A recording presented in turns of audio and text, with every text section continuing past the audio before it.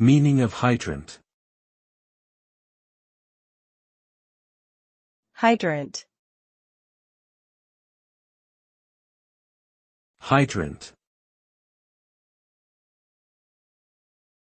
Hydrant.